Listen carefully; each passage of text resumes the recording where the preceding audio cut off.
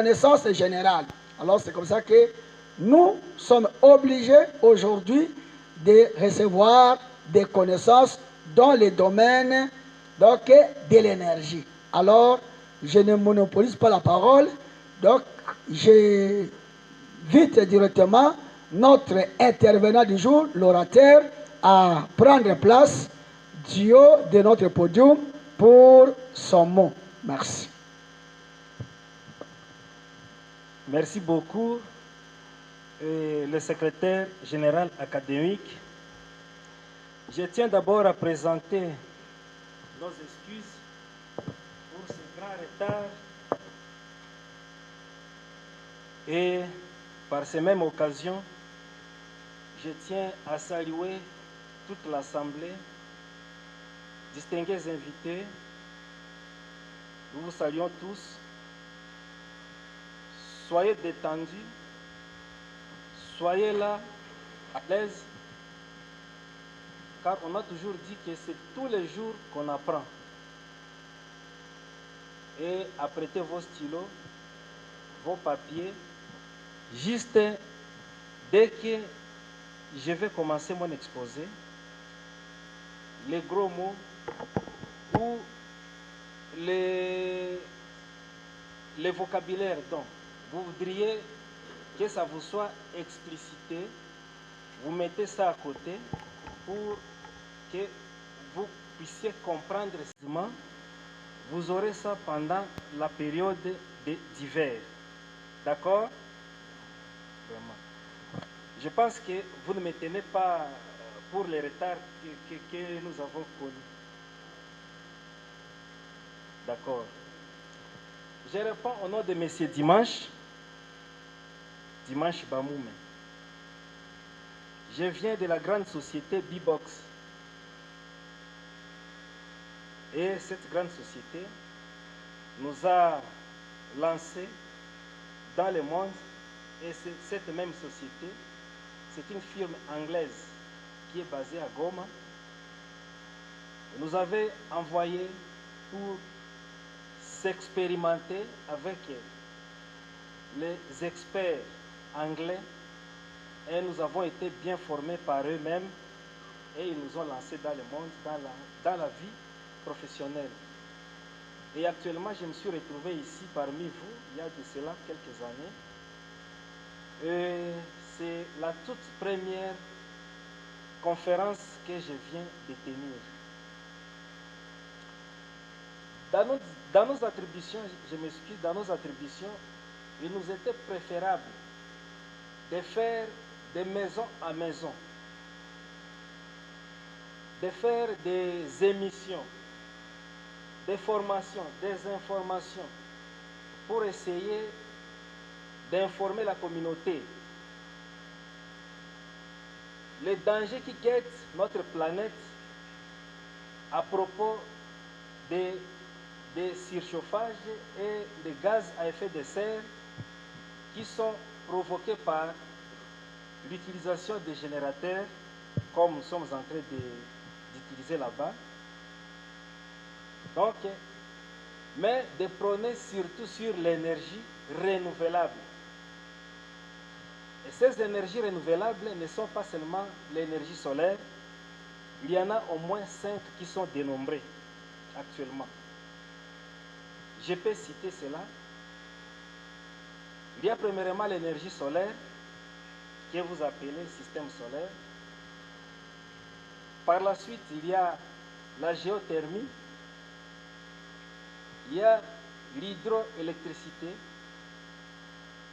il y a la biomasse,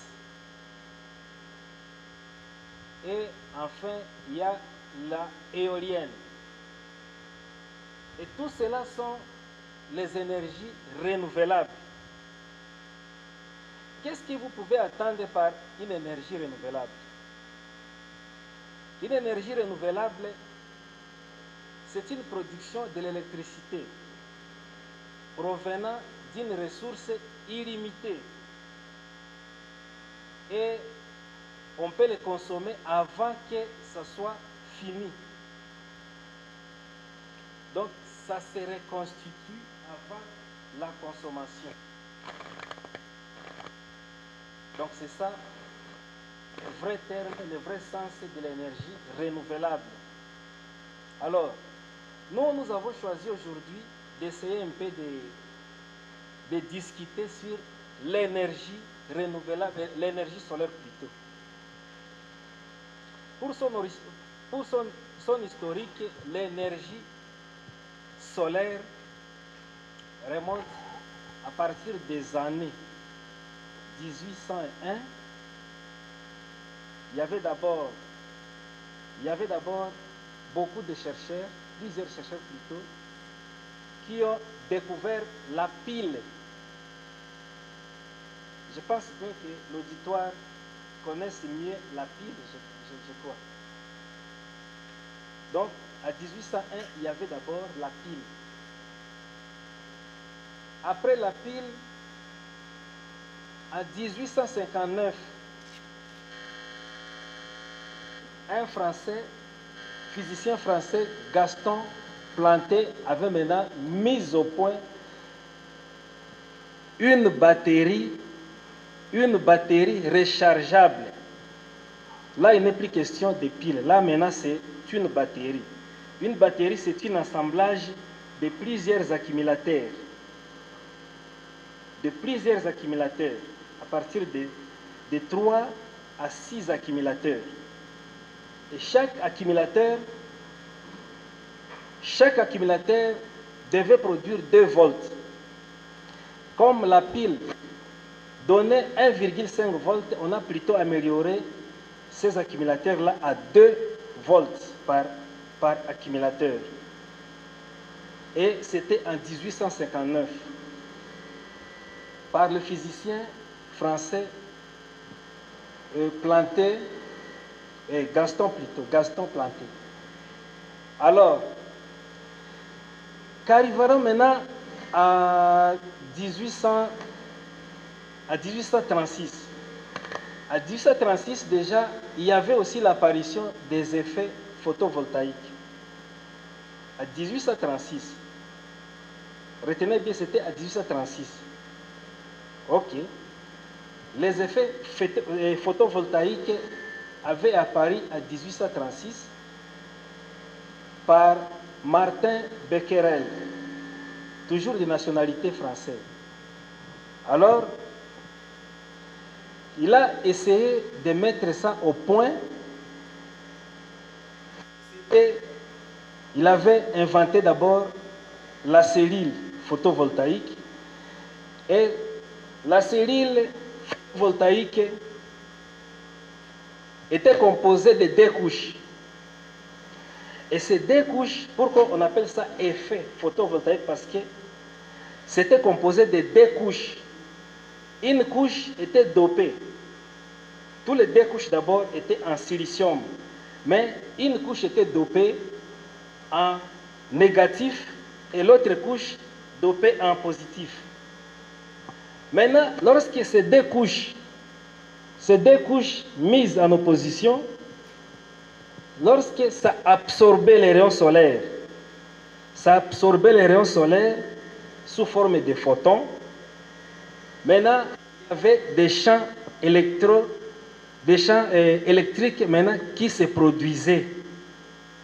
Et ces champs, on les récupérait directement dans une boîte à jonction qui se trouve derrière les panneaux solaires. Donc les panneaux solaires, c'est un terme un peu vulgaire. On appelle ça générateur de photovoltaïque. Un panneau solaire, c'est un générateur de photovoltaïque.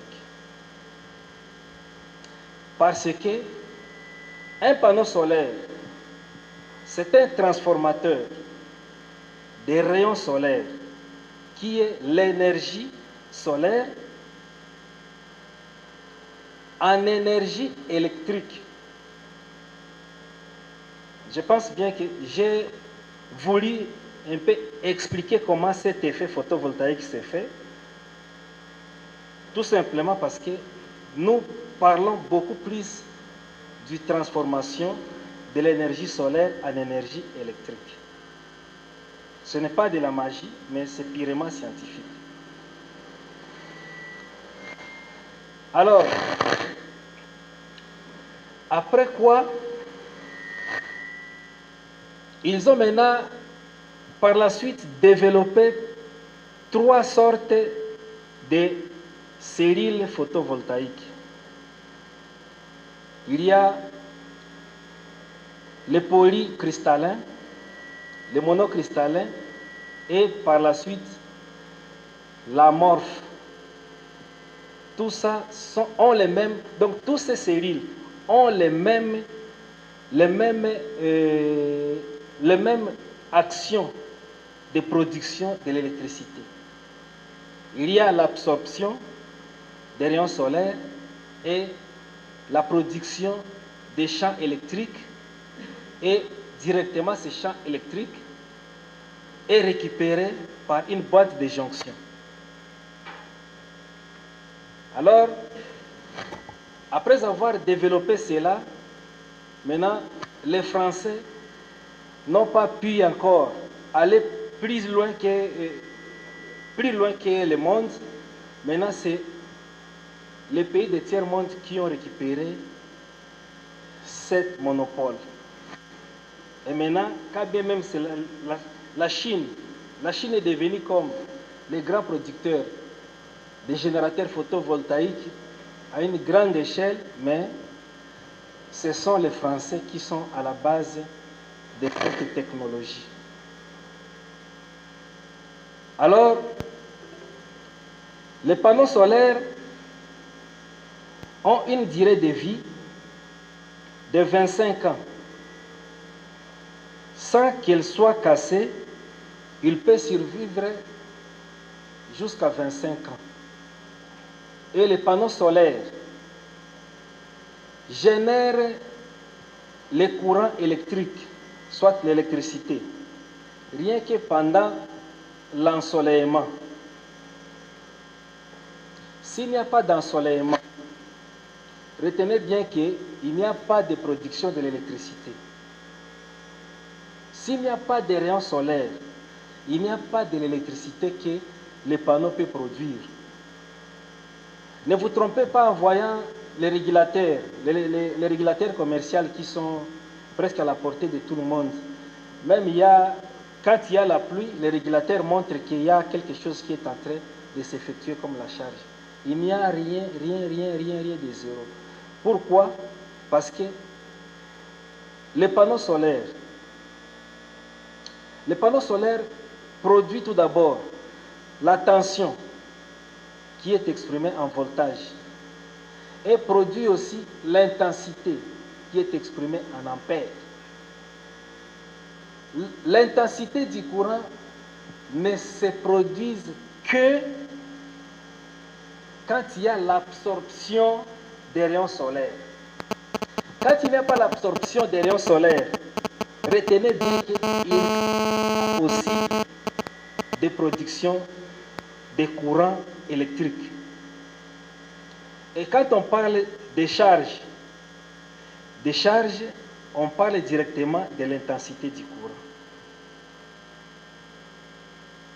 Alors, que peut-on faire alors pour avoir une installation qui est fiable et digne de soi?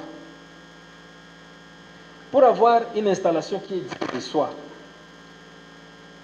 nous devons tout d'abord assembler tous les matériels nécessaires.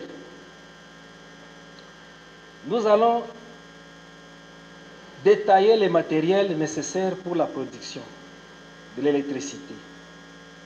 Donc, juste la transformation et la production de l'électricité. Nous devons avoir des modules solaires, soit plus ou par unité, et aussi un régulateur.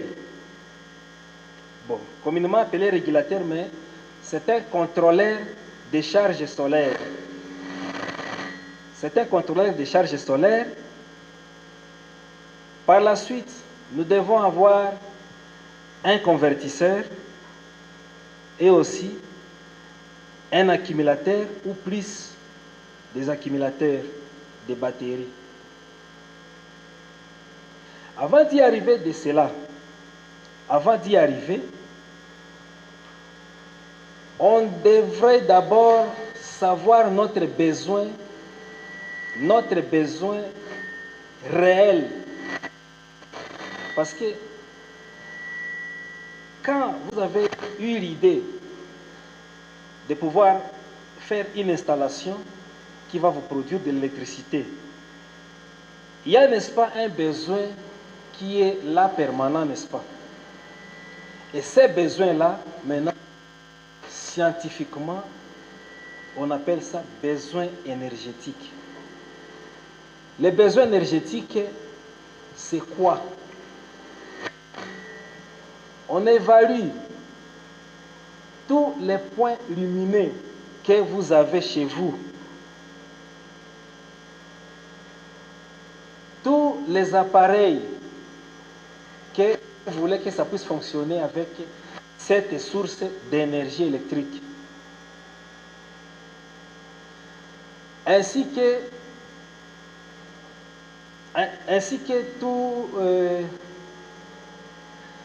tout le temps que vous allez aussi utiliser. Tous ces temps-là seront calculés par rapport aux appareils que vous allez utiliser. Et maintenant, la sommation de tous ces calculs, maintenant qu'on appelle ça les besoins énergétiques. Par exemple, dans la salle ici, il y a des ampoules. Si vous ouvrez une ampoule, vous allez voir sur chaque ampoule, on a mentionné sa puissance. La puissance qu'on a mentionnée sur l'ampoule, c'est la puissance de sa consommation pendant 1 heure. Ok? C'est sa puissance pendant 1 heure du temps. Quand vous avez 10 ampoules, la puissance installée de 10 ampoules, c'est la puissance d'une ampoule multipliée par 10 ampoules. Et maintenant, ces 10 ampoules-là, c'est les besoins énergétiques des points lumineux de cette salle. Il y a aussi un ordinateur portable. Un ordinateur portable, nous allons voir dans son chargeur. Dans son chargeur, on a écrit, dans tous les chargeurs des ordinateurs, on écrit la puissance d'entrée. Et cette puissance-là, c'est pendant 1 heure du temps. C'est la puissance de sa consommation. Ok. Alors maintenant, on va faire toute la sommation de toutes ces puissances-là. Maintenant, on trouve que dans ces bâtiments, il y a les besoins, par exemple, de 250 000 Wh. Les Wh là, c'est l'unité de l'énergie. Ça, c'est les Wh. Mais la puissance qui est sur les ampoules, c'est ça, la puissance installée de cette ampoule. Mais la puissance d'un module photovoltaïque, la puissance d'un module photovoltaïque, retenez-moi bien un peu. Votre attention, s'il vous plaît. Votre attention, s'il vous plaît. Quand on parle d'un panneau solaire de 120 watts, cette puissance de 120 watts n'est pas égale à la puissance d'une ampoule. Parce que la puissance d'une ampoule, c'est la consommation que cette ampoule, de cette ampoule. Mais la puissance d'un module solaire, c'est la puissance de sa production. Et la puissance d'un panneau solaire, c'est proportionnel à l'intensité du soleil. Donc un panneau de 120 watts, ici dans la salle, ne peut plus être un panneau de 120 watts. Un panneau de 120 watts, il est de 120 watts quand il est exposé devant les rayons solaires. C'est pourquoi on appelle ça panneau solaire. Parce qu'il génère cette électricité rien qu'après l'absorption des rayons solaires. Ok. Donc nous étions en train de citer les matériels dont peut faire à nous une meilleure installation. Donc pour reprendre, il y a d'abord les panneaux solaires, les contrôleurs de charge, les convertisseurs, ainsi que les accumulateurs. Pourquoi devons-nous utiliser un régulateur? Un régulateur, ce n'est pas seulement un afficheur ordinaire. Un régulateur, pour le moment, la technologie a un peu avancé. Actuellement, il y a un régulateur qu'on appelle MPPT. Même s'il n'y a pas d'ensoleillement, ce régulateur est en mesure de transformer la lumière seulement, pas même des rayons solaires, la lumière seulement, de les transformer et de les amplifier en rayons solaires. Et puis, il peut charger, ce régulateur peut charger les batteries pendant 4 heures du temps. Donc, le reste du temps, le régulateur est en train de faire des mouvements. Ce régulateur a 3 mouvements pendant qu'il est en train de recharger les batteries pendant une journée. Mais tandis que les régulateurs que nous avons toujours l'habitude d'utiliser, qui est communément vendu dans les marchés, sont des régulateurs POM. Ces régulateurs-là nous trompent beaucoup aussi. Même s'il n'y a pas de charge qui est en train de s'effectuer, par exemple pendant la pluie, ces régulateurs-là qui sont vendus au marché nous montrent que la charge est en train de s'effectuer. Et c'est pourquoi, quand nos installations ne sont pas dotées de tous ces équipements que je viens d'énumérer là, nous sommes toujours victimes des batteries qui se font abîmer avant le temps, avant la durée de temps dont nous avons prévu. Nous savons tous que les batteries ont une durée de vie plus ou moins 4 ans. Ça peut aller jusqu'à 5 ans, les batteries qui sont vendues au marché ici.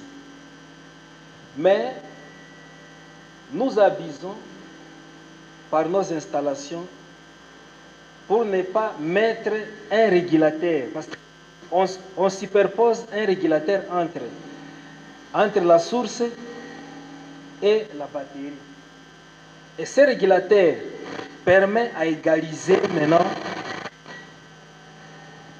la tension provenant des modules solaires. La tension qui provient là au module solaire sont toujours supérieures à la tension nominale des batteries ou des accumulateurs. Les panneaux produisent 18 à 21 volts, tandis que nos batteries n'ont que la tension nominale de 12 volts. Maintenant, les régulateurs essaient d'égaliser maintenant, de surélever la tension des batteries de 12 à 13 et d'égaliser, d'essayer d'abaisser la tension provenante des panneaux à 13 aussi. Donc, tu vois un peu cette égalisation s'effectue dans les régulateurs. Tu vois un peu les rôles de cet instrument. Ce n'est pas seulement pour afficher, pour voir un peu comment vous consommez aussi votre énergie, ou soit comment gérer votre énergie, mais aussi ça joue le rôle d'essayer de prolonger la vie de nos batteries. La vie de nos batteries ne sont pas comptées comme les nôtres. La vie des batteries sont comptées par des cycles. Et ce cycle, quand bien même vous pouvez avoir une fiche technique d'une batterie, les cycles dont on a mentionné là-dessus, sachez que les cycles, c'est quoi? C'est une déchargement complète d'une batterie à une recharge complète aussi de cette batterie. Quand vous déchargez une batterie complètement et vous la rechargez, là vous perdez déjà un cycle. Il y a des batteries de 500 cycles, il y a des 3000 cycles, il y a des batteries de cycles prolongés, comme des batteries stationnaires qu'on en trouve dans des stations de communication, hein, dans des stations de communication, des antennes. Il y a des batteries là stationnaires, des grosses batteries, qui ont une durée de vie de 20 ans. Ces batteries-là stationnaires ont une durée de vie de 20 ans. Tandis que les panneaux solaires, 25 ans. Et quand ces cycles, vous les épurez avant même les 5 ans prévus pour la durée de vie de ces batteries, parce que ces batteries sont constituées de micro-organismes. Et ces micro-organismes-là sont bien sûr des composantes chimiques. Des composantes chimiques, et ils ont aussi un délai et une durée de vie aussi. Mais quand vous les déchargez et vous les rechargez, là, vous perdez directement les cycles prévus par le fabricant. Quand il s'agit d'une batterie de 200 cycles, quand vous les déchargez complètement et vous les rechargez, s'il s'agissait de 200 cycles, vous perdez déjà un cycle, là il vous en reste la différence.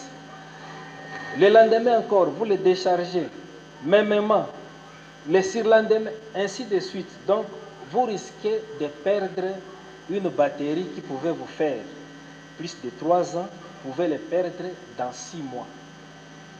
Faute de quoi? Faute de mauvaises installations. Donc, retenez bien que vous devez toujours utiliser un régulateur comme contrôleur de charge. Ce régulateur a pour rôle d'égaliser la tension provenant et la tension de charge d'une batterie. Et ce même régulateur joue le rôle lorsque la batterie est déjà presque à sa comble. Le régulateur essaie maintenant de passer en mode de courant de maintenance. Ce n'est plus une charge rapide.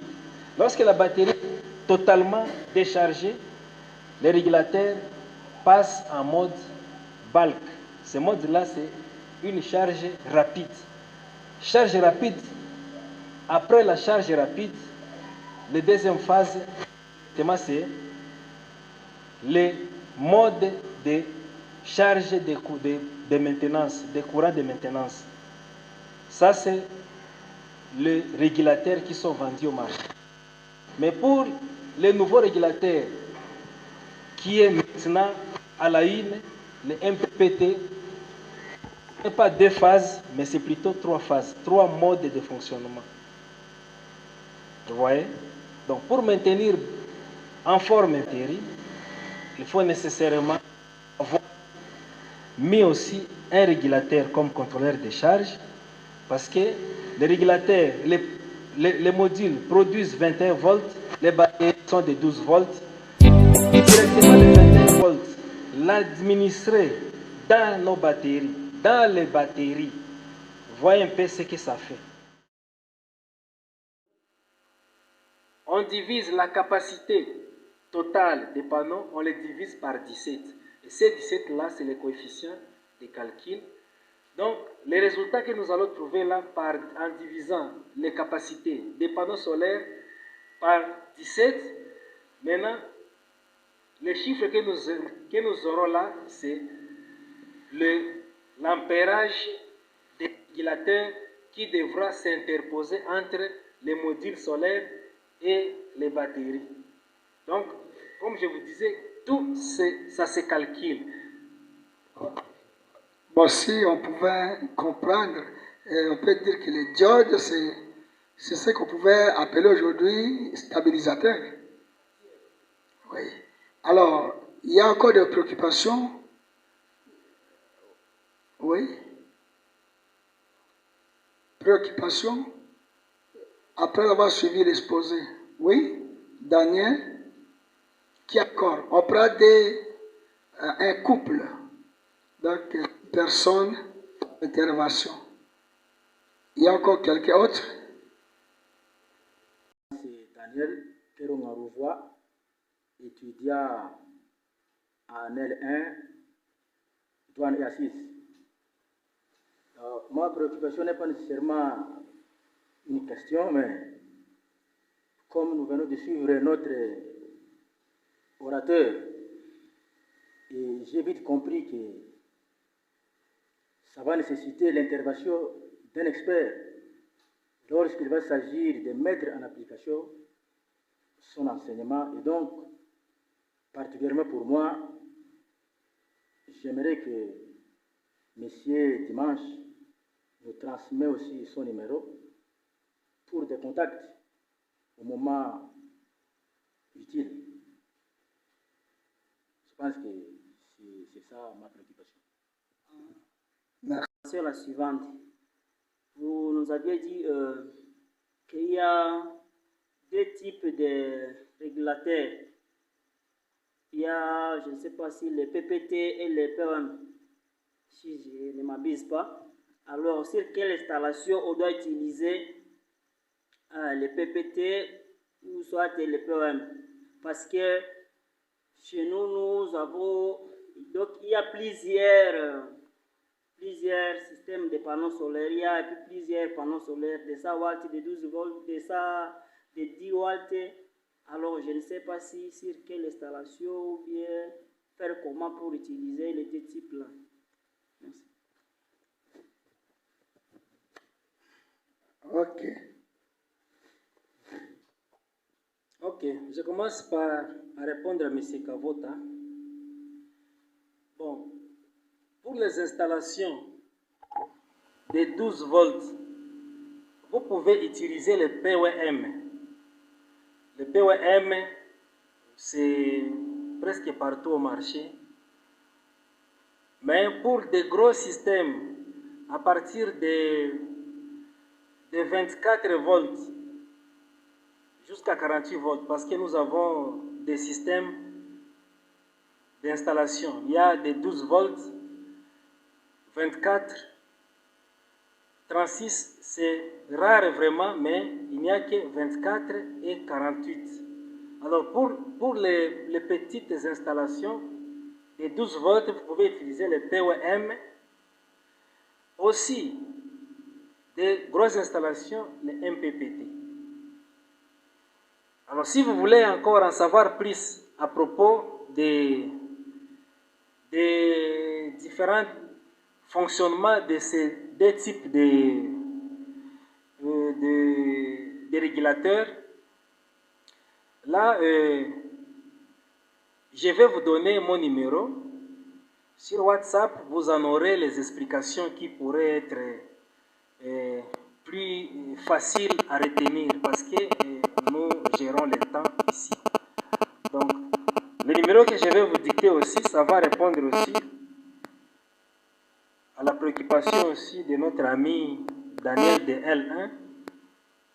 Mon numéro de contact, c'est celui-ci. Plus 243 81 60 00 510. Encore, il y a aussi celui de RTL, plus 243 9 78, 78, 77, 39, 39.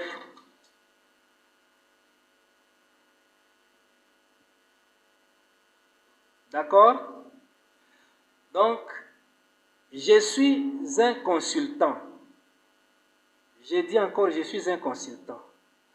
Quand bien même nous faisons des installations, nous faisons des projets, mais nous avons d'abord l'obligation de répondre à vos préoccupations.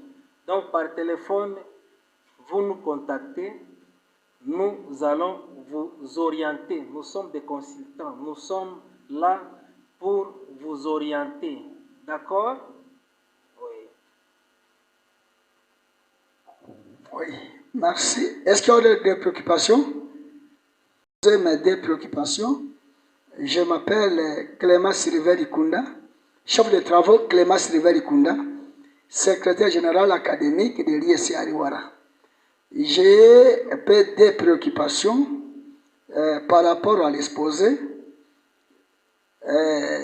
La première préoccupation, les deux préoccupations sont presque liées, mais elles sont séparées par le fait que la première préoccupation, vous venez de dire ici que il fallait dimensionner les installations, ainsi de suite.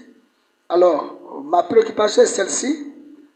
En tant qu'humain, nous allons de prospérité en prospérité. Aujourd'hui, je ne peux pas avoir la capacité d'avoir peut-être un poste téléviseur, des congélateurs, ainsi de suite. Mais j'ai besoin d'une installation. Alors, maintenant, est-ce que c'est mauvais d'avoir une capacité, une installation avec une capacité installée supérieure aux besoins actuels, aux besoins énergétiques actuels? Est-ce que c'est mauvais d'avoir une capacité déjà installée supérieure aux besoins énergétiques actuels? Parce que, comme Tshisekedi promet de nous donner de l'argent, alors on va passer des petits congélateurs aux gros congélateurs. Alors, est-ce que ça ne va pas remettre à cause l'installation déjà que j'ai? Est-ce que ça ne me permettra pas d'acheter encore autres batteries, autres panneaux, si nous rentrons dans la logique de dimensionnement des installations par rapport aux besoins énergétiques? Et la deuxième question, c'était par rapport justement à ce fameux besoin énergétique. Alors, si j'ai bien suivi, vous avez dit que pour connaître les besoins énergétiques, il faut faire la somme des points lumineux et de tout l'état d'utilisation de lumière ou de l'énergie dans votre maison. Alors, ma préoccupation est celle-ci. Les points lumineux et les temps sont des grandeurs qui s'expriment à des unités différentes. Comment on peut additionner des choses qui ne s'expriment pas en même unité? Les points lumineux et les temps. Merci. Monsieur le secrétaire général académique. Alors, je vais commencer d'abord par la deuxième question. Donc, je disais bien que les besoins énergétiques, c'est les résultats, ou soit les revenus des temps d'utilisation d'un appareil quelconque que vous possédez. Par exemple, vous avez les points lumineux, comme vous citez les points lumineux, de 5 watts. Ils sont au nombre de 10. Quand ils sont au nombre de 10, là, c'est déjà 5 watts multiplié par 10. Là, déjà, nous avons la puissance installée de 50 watts. Ça, c'est la puissance installée de 50 watts. Maintenant, nous voulons maintenant savoir sa consommation ou sa besoin, ou bien son besoin énergétique. Là, nous allons maintenant, comme souvent on allume les lampes à partir de 18h jusqu'au petit matin. Donc ça fait 12 heures du temps. Nous allons multiplier les 50 watts, là, multiplié par 10. Maintenant, les 50 multiplié par 10, automatiquement, nous aurons 500 watts-heure. Ça, c'est les besoins énergétiques. Quand c'est déjà installé, déjà, ça commence déjà à produire, nous saurons automatiquement que nos 10 lampes sont en train de consommer. À partir de la tombée de nuit jusqu'au petit matin, 500 watts-heure. Donc, on ne peut pas mettre les 10 là accompagnés de heures. Non, c'est seulement 10 comme coefficient du calcul. Et maintenant, nous aurons maintenant les 500 watts-heure. Ça, c'est les consommations. Ça, c'est la consommation de nos points illuminés qui sont dénombrés au nombre de 10. Alors, à ce qui concerne les dimensionnements, tout d'abord, lorsque on calcule les besoins énergétiques, on ajoute 15%, on devrait ajouter sur notre 500 watts de points illuminés, on devrait ajouter 15% dans les besoins réels. C'est-à-dire, pour les ajouter, on fait comment? On prend les 500 watts, on les divise par 0,85. Ceux qui travaillent sur Excel en trouvent directement la réponse facilement. Donc là, automatiquement, les 15% est déjà surajouté. Les 15% là, c'est pour faire face aux aléas climatiques. Parce que pendant la journée, si vous observez le parcours solaire, jamais le soleil ne peut pas commencer depuis le matin son parcours jusqu'au soir sans pour autant qu'il y ait le passage des nuées ou soit qu'il y ait un orage, même s'il ne pleut pas, il y a toujours des aléas climatiques qui se viennent pendant la journée. C'est un peu ça. Alors, on a prévu 15% pour faire face à ces aléas. Maintenant, pour répondre à tes questions, il y a des clients qui nous donnent déjà des objections. À l'horizon 2024, j'aurai déjà aménagé ma grande maison et j'aurai plus de points illuminés ainsi que des appareils. Alors, on les demande directement pendant la consultance. Quel type d'appareil projetez-vous d'en avoir? Il va citer. Quand il va citer, on mentionne directement, on évalue directement cet appareil. Et on va aussi lui demander, est-ce que voulez-vous qu'on les ajoute directement à l'évaluation actuelle? Il va accepter. Quand il va accepter, directement, on les fait. Mais il y a des cas malheureux qui arrivent souvent. Par exemple, dans un couvent, on nous avait dit qu'ils mettront un réfrigérateur de 160 litres. C'est un petit réfrigérant comme ça, qui a moins de 120 watts. Alors, on a évalué ça à 70 watts par heure. Curieusement, après quelques temps, nous sommes allés, nous avons trouvé qu'ils ont mis un gros réfrigérateur de 400 litres. Je le sers de quoi? Cave. Donc de 400 litres. Et nous sommes fait une plainte.